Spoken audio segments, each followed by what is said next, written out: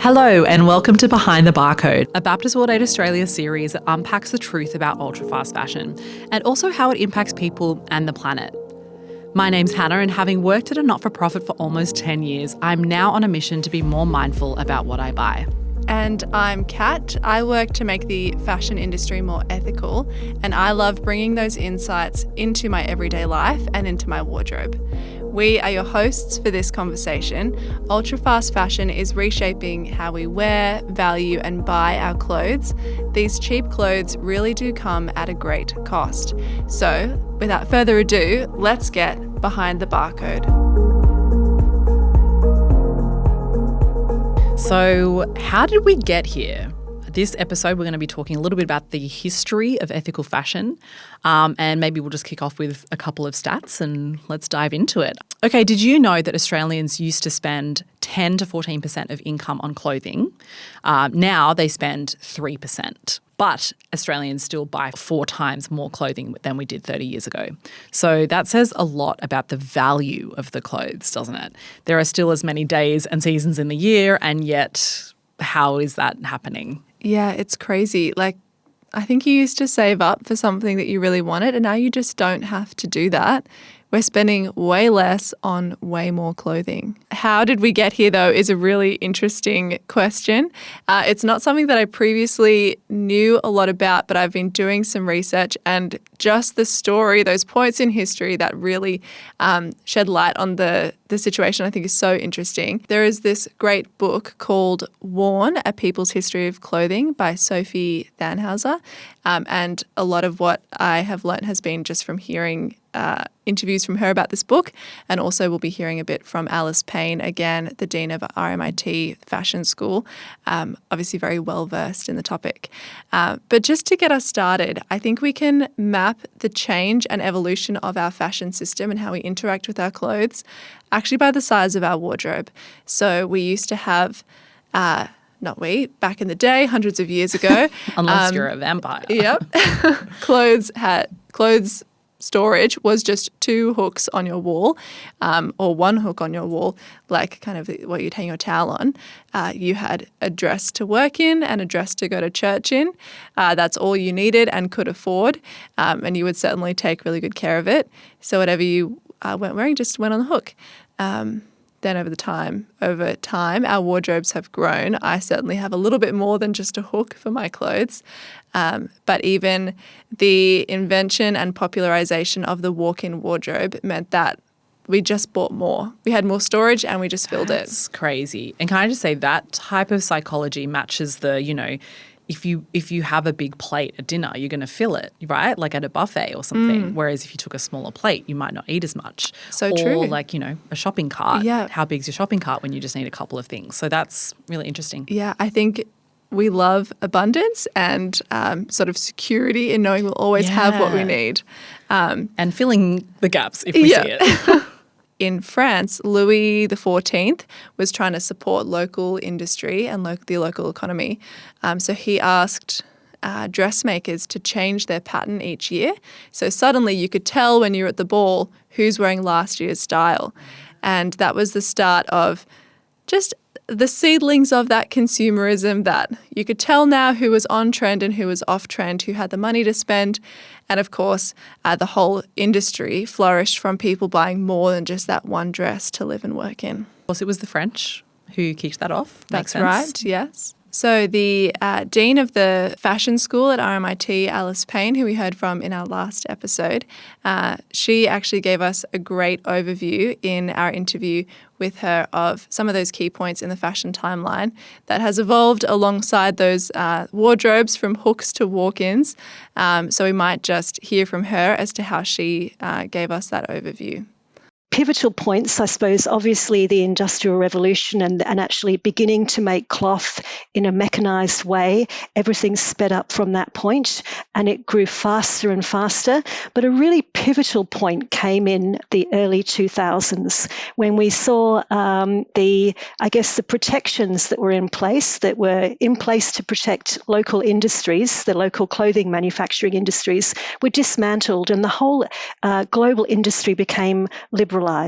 So quotas were brought down, tariffs were brought down, and 2005 was the end of the multi-fibre arrangement, as it was known. And that was really a model that was in place, quite a complex model, to limit what could be imported from different countries. Now, that kind of liberalisation coincided at another crucial time for humanity, which was the acceleration of our internet and communication technologies. So we saw, and we've only seen that in the past 15 years, accelerate still further with social media taking off and then, extending into many more platforms, getting faster and faster and reshaping how we actually are in the world as people. So these two things together, liberalisation and the speed of communication, became the fertile ground for what's known as fast fashion.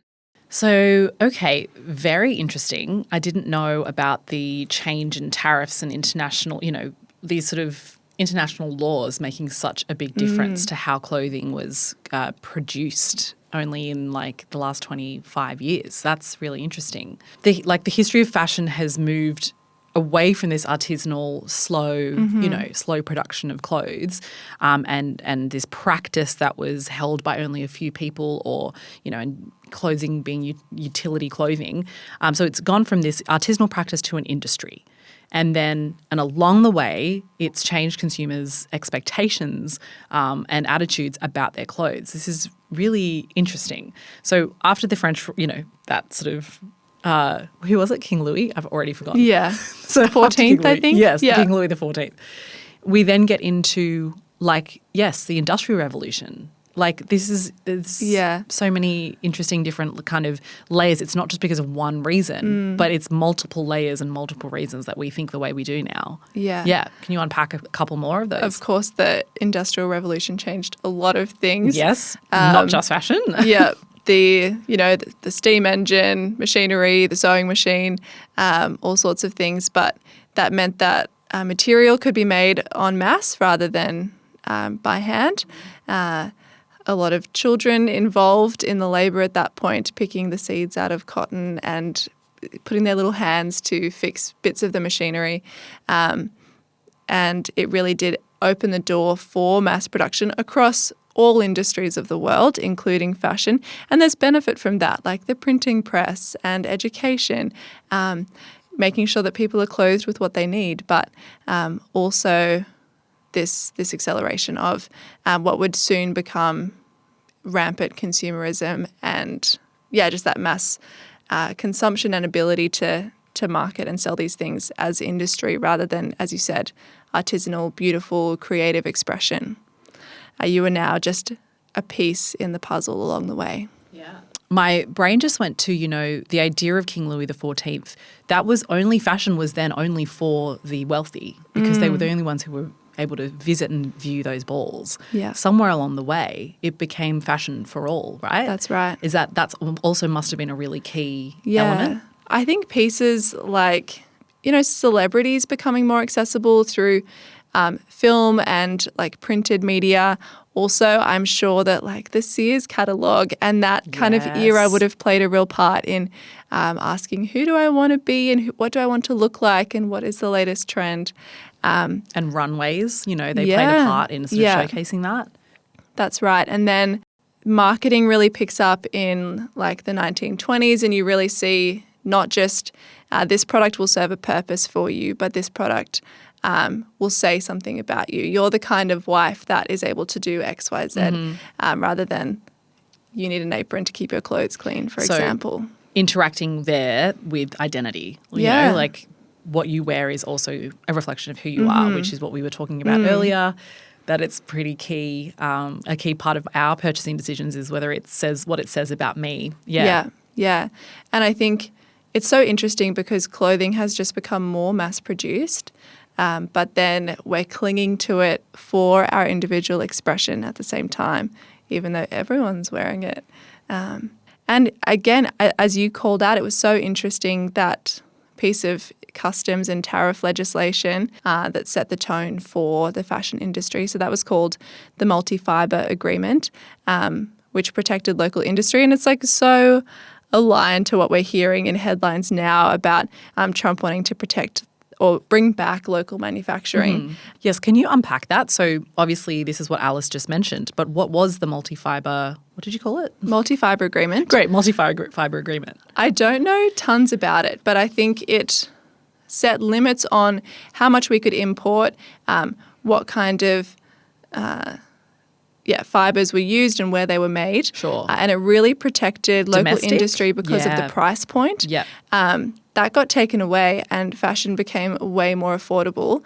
I think maybe even halved. Yeah. And prices halved and our consumption very neatly kind of doubled. Doubled at the same time. Yeah. It sounds like from the timeline, and this is now back to my uni days, but that does sound a little bit like, the opening up of markets was what a lot of countries who were newly kind of created post colonialization. Like all of this was an opening up of markets that actually allowed for many countries to, gain wealth and to sort of enter markets around the world. So it's such an interesting one, isn't it? Because we're not saying that this is bad. Like we're just talking about history. But there is an element here where you also need to remember that it is, whilst it is a necessity of clothing, it's also a business. It's also a market. It's also been, sometimes it's a core industry for entire countries at the moment to be, the fashion industry. Yeah. We're talking about it being a business now, not just this artisanal thing. Yeah. Sometimes it's actually fueling economies for some countries, or it's a really key part of that, right? So we don't want to get rid of it, but how do we make it? How do we participate in it more ethically, I guess, is that question. So yeah, I think that's the tension where countries have really developed off the back of global manufacturing industries moving into their country. And we can't discount the education, the stable income, like a lot of good that has come out of this. At the same time, we can also see that it's not just or fair that in multinational businesses have shopped around for which country has the cheapest labour, right, or the most relaxed kind of labour laws. So they're just being profit-seeking, which is what they're set up to do. Economies have benefited, but maybe not for the individual. Right. And how can we evolve from this business model and from this way of participating in the global economy towards a system where the benefit is shared more equally across all those that participate. Yeah, which actually neatly, that's what we're talking about in our next episode on the human impact of ethical fashion, ultra-fast fashion. Back to this sort of business model, I guess it's something which in my mind, it's so funny thinking about like how in the last 50 years, all of our brains and what we've come to realize is we get used to things and the pace of things so much easier now. So this model, this business model is, I would say, quite common, right? It's sort of, we see it everywhere in so many different areas of our life.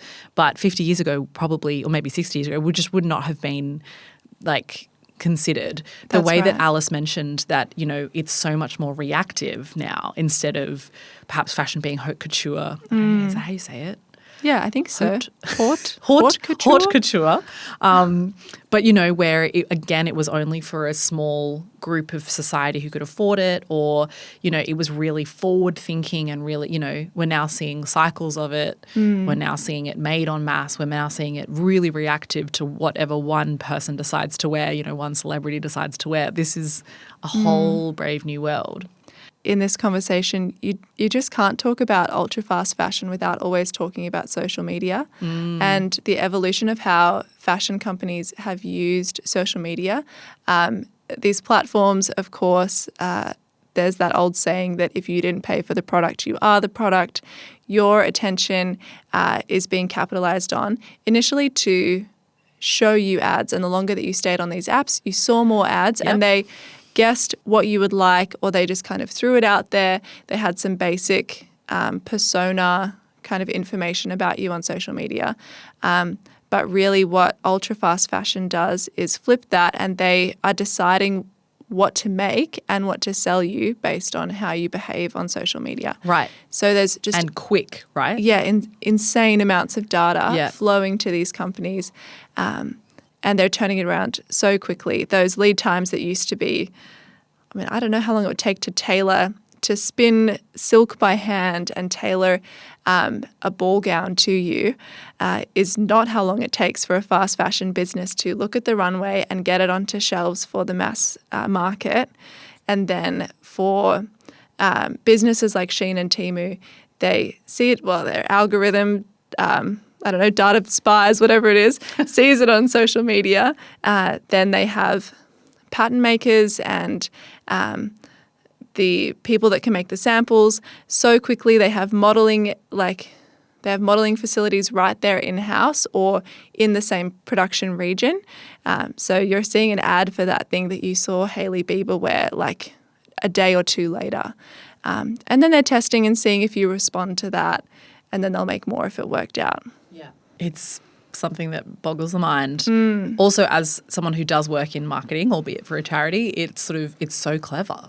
It's just like, we do we fall into those traps ourselves, I reckon, really easily. But and a lot of it is AI, isn't it? So it's AI trend forecasting. It's sort of not just like a human doesn't just sit there and isn't across everything as much. It's really adaptive. Yeah.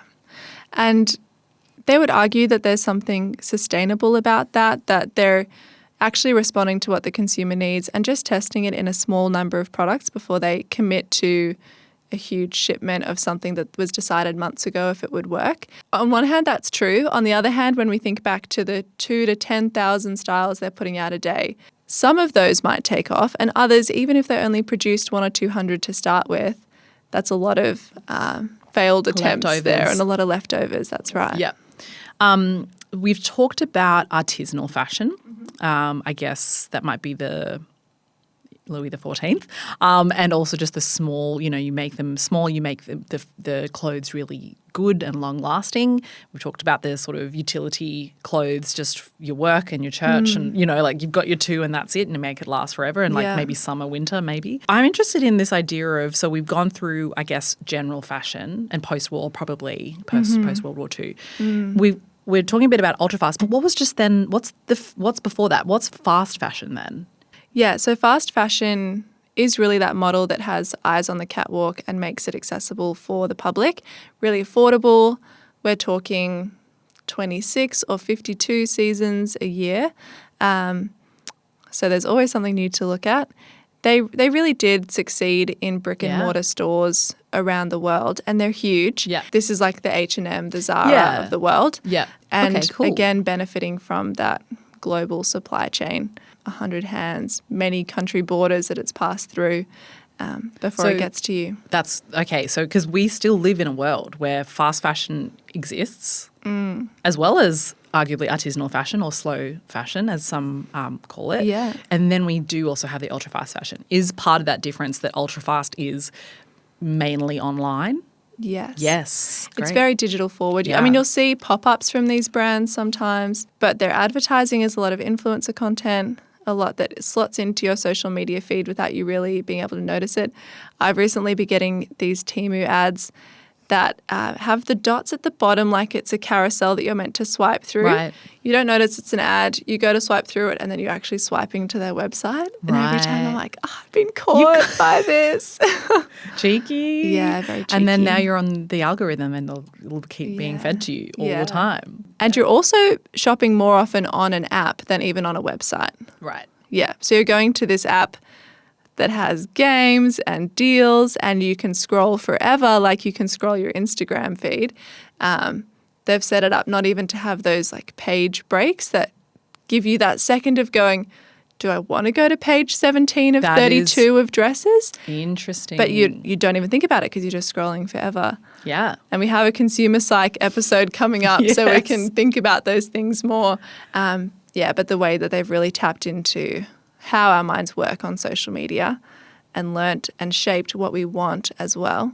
It's really interesting. So with those global tariffs and everything that happened, 25, 30 years ago, that does mean that the clothes that are made locally are going to be more expensive. Mm-hmm. And slow fashion, because it takes longer, it takes, these artisans to do it, it's going to be more expensive. Does that mean that trying to dress ethically means it's going to be always more expensive? Because obviously that's one of the benefits of ultra-fast fashion. It's so cheap. Yeah, of course. Yeah. But it doesn't last very long. So Right. that's the trade-off. Yes. I mean, if we think about all of those people involved in the supply chain, how can they all earn enough to live on if we bought this dress for $3? There's a lot of people involved in that process. And we've seen in our research in the Ethical Fashion Report that, and this is all fashion companies, not just ultra-fast, they're really struggling to pay their workers a living wage. And we can chat more about that next episode, which is all about the human impacts.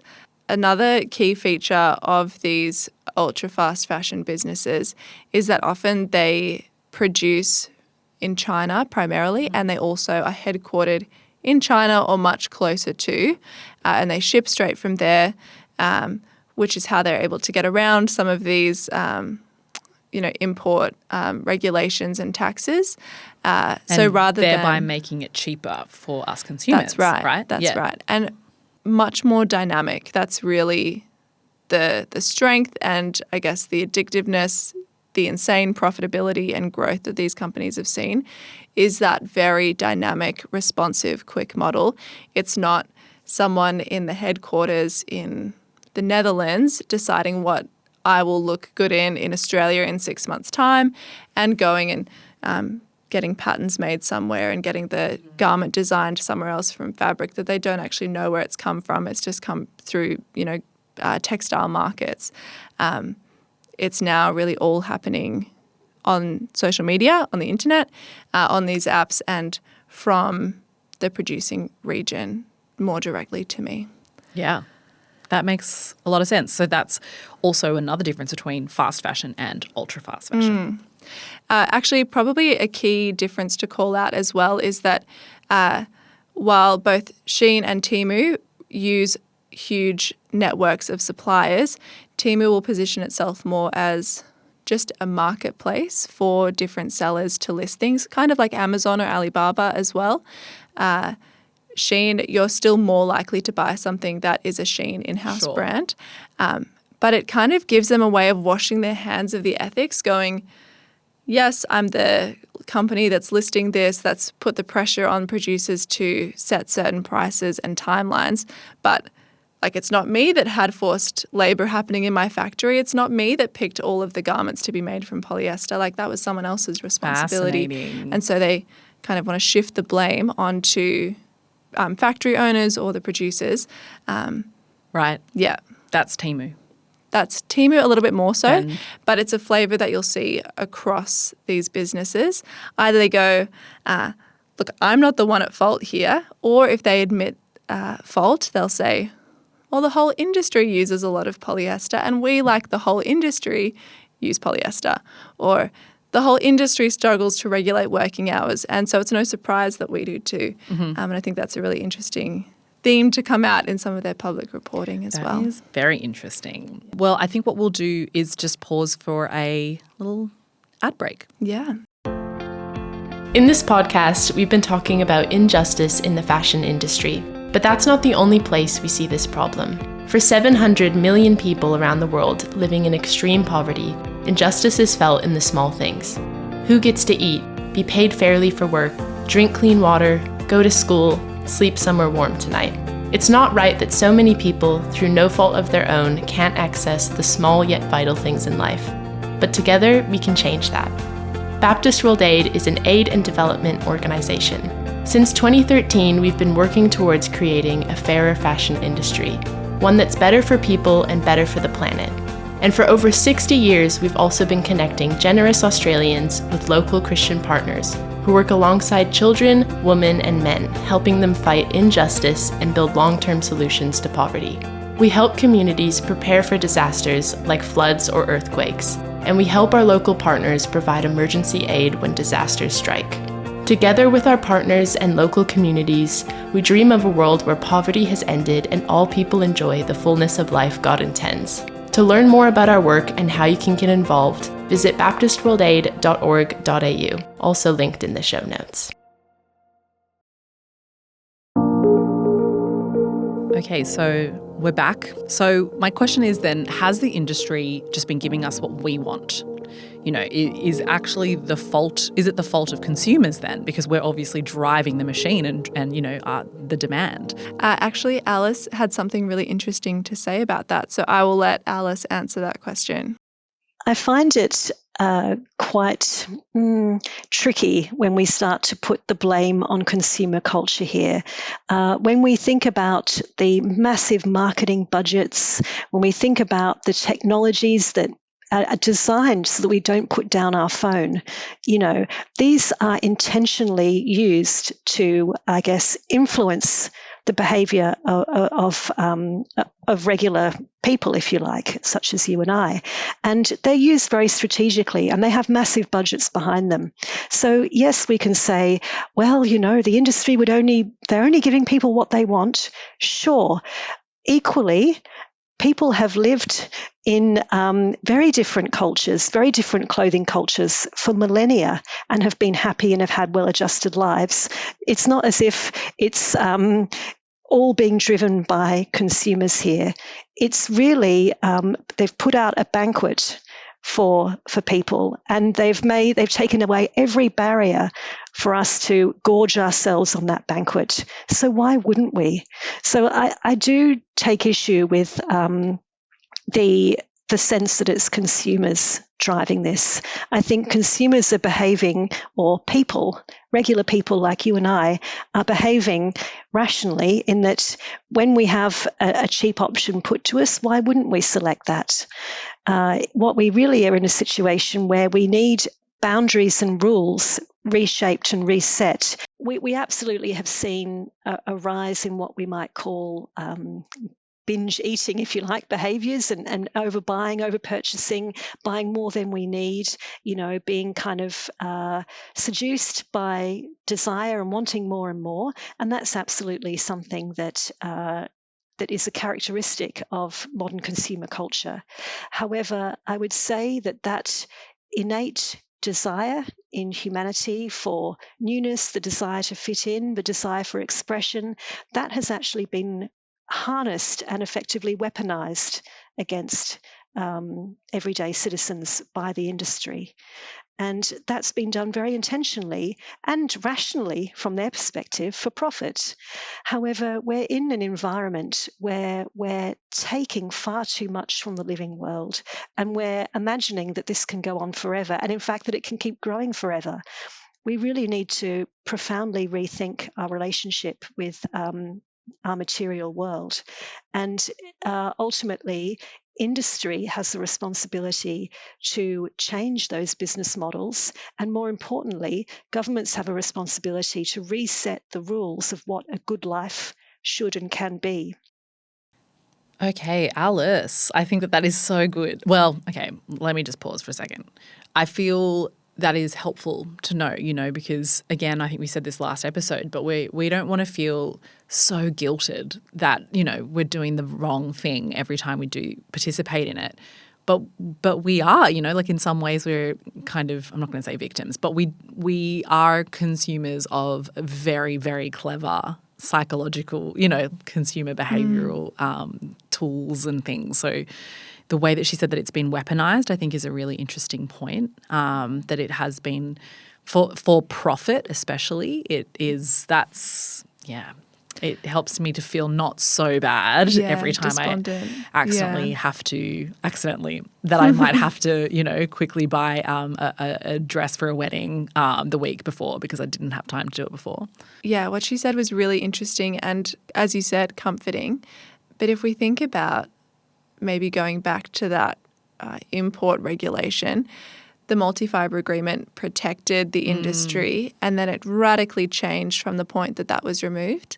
Now we're recording this in advance, obviously, of when it's going to be released, so it's so hard to know what will happen between now and the release date. But now with Trump trying to protect industry or reinvigorate industry and bring some manufacturing back on shore. In the US, yeah. Yeah, we're seeing teething issues of it's hard to reverse this and it's hard to unwind. And so it's not our fault that every barrier has been removed for us to gorge ourselves on affordable fashion. But it is going to be a group effort among every stakeholder to, I think, bring it back to a system that we're more proud of.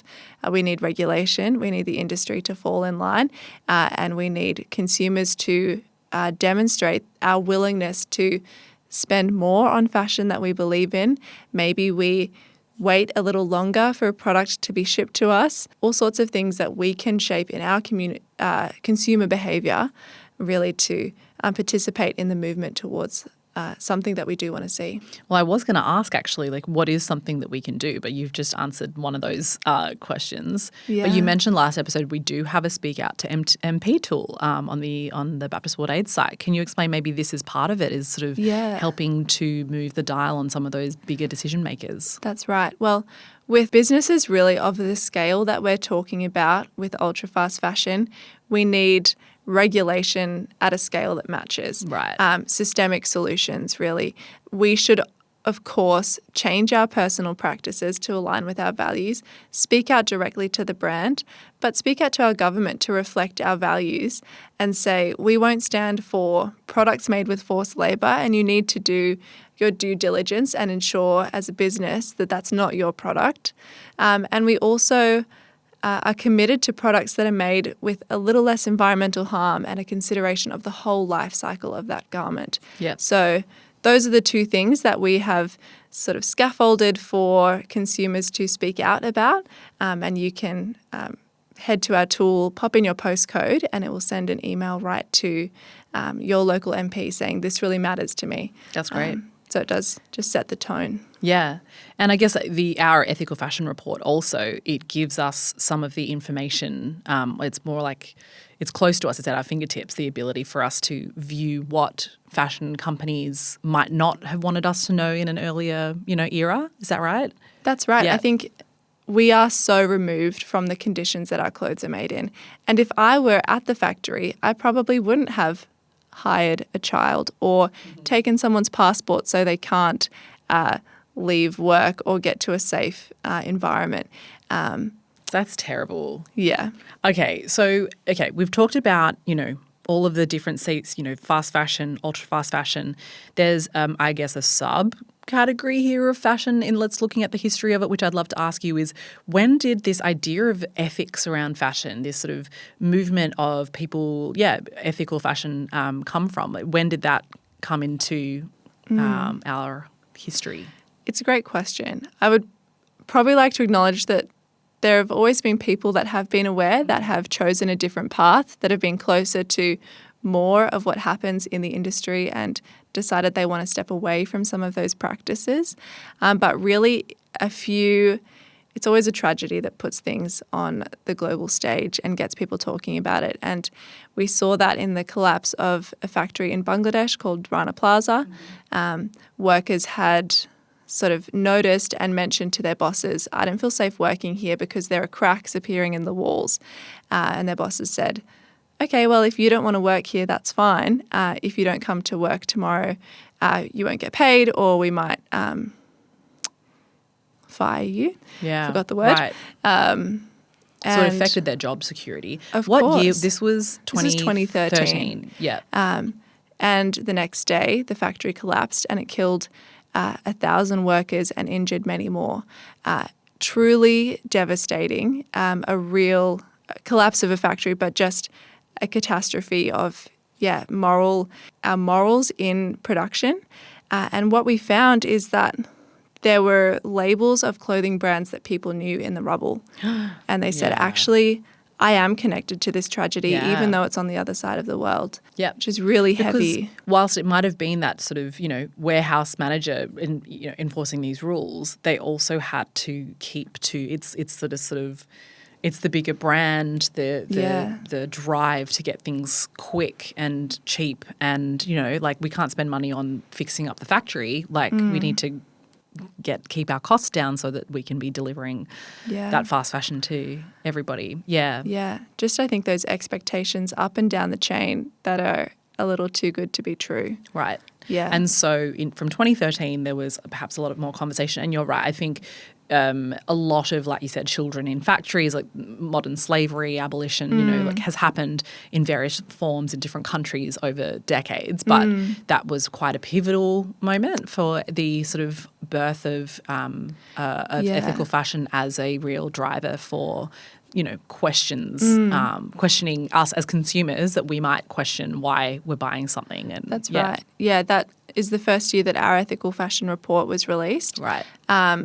And also started a lot of kind of wake-up calls in the industry for companies to take more ownership of what's happening at their production facilities. Human impact. Exactly. Yeah, I mean, I remember the idea of sweatshops, of having images of children making shoes, all of that was probably pre-2013 as well. So yes, you're right. Yeah. There has been I guess with the rise of globalization, that's the thing. It's not so much a negative. It also means that the impact can be much more seen as well, not just, that's really interesting. Yeah.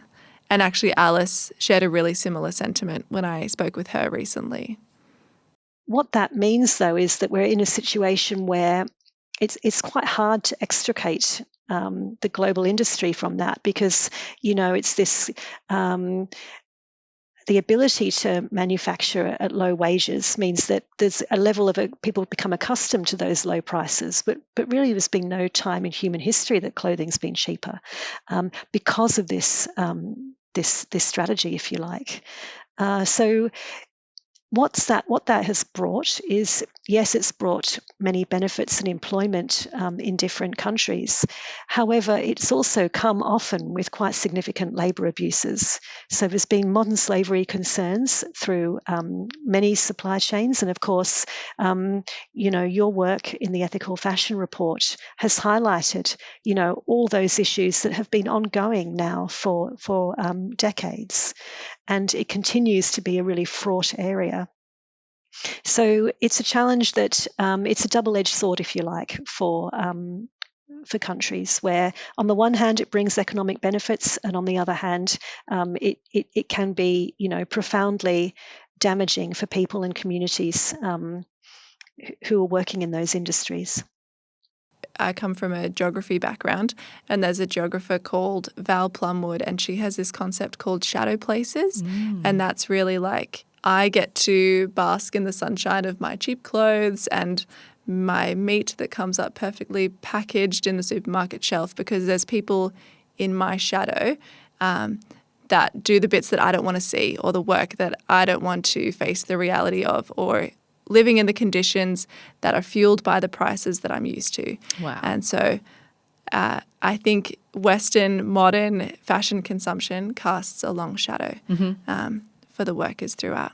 Well, there you go, everybody. I'm feeling that now that I understand a bit more of the context and the history of how we've got here, I understand that I'm not perhaps as guilty as I thought I would be in making some of the fashion decisions that I have, but maybe that also I do have the power to do something about it. So yeah, thanks again for another good chat, Kat. Thank you. I would encourage people to head to that Speak Out to MP tool that we mentioned. Also, I have loved hearing what Alice had to say, and I'm sure you would agree. She paints a really eloquent picture. We only included a few snippets of our conversation here, but the full edited interview is available through a link in our show notes as well. So I do encourage, if you have enjoyed hearing what Alice has had to say, there's much more where that came from. Yes. So do go and check it out as well. Yes, thank you, Alice Payne, for giving us some of your time and letting us hear from your expertise. That's right. Cool. You've been listening to a Baptist World Aid Australia podcast. We know some brands won't change unless the rules of the game change. You can help create a just fashion system by using our tool to write to your MP, urging them to support industry-wide legislation that will mean fair treatment for workers and better protections for the environment. Check out our ethical fashion guide linked in our show notes to see how fashion brands measure up. Baptist World Aid Australia is a not-for-profit Christian organisation working with communities towards a world without poverty. We acknowledge the traditional custodians of the land we're on, and we pay our respects to elders past and present.